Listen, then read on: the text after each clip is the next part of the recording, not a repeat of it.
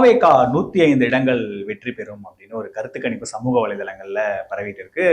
திமுக அதுக்கு அடுத்த இடங்கள்லையும், அதிமுக அதுக்கப்புறம் நாம் தமிழர் கூட ஒரு 4-5 இடங்கள் பெறதுக்கு வாய்ப்பு இருக்கு அப்படிங்கிற மாதிரி அந்த கருத்து கணிப்புல வந்திருக்கு.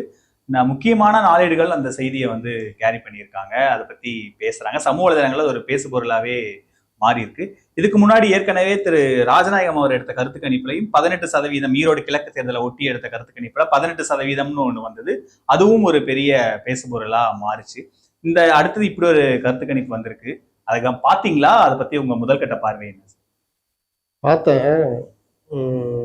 அதை தூக்கிட்டு தான் சுத்திட்டு இருக்கிறாங்க. இந்த அம்மா தூளோ ஏதோ ஒரு படத்துல சொல்லுவோம், இதைத்தான் நைட்லாம் ஃபுல் உட்காந்து தூக்கி போட்டோம். அந்த மாதிரி அந்த அவங்களுடைய சமூக வலைதளத்துல இந்த போட்டான் பாத்தீங்களா எடுத்து, அவனுக்கு எவ்வளவு ஃபாலோவர்ஸ் சொல்லுங்க?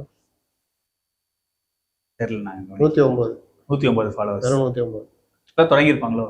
இப்பதான் தொடங்கி. வேற என்ன, அவன் ஒரு வட இந்தியால ஏதோ ஒரு இது போல, ஒரு இது ஏதோ பேராச்சு, அந்த இதுல இருந்து அவரு போட்டிருக்காங்க.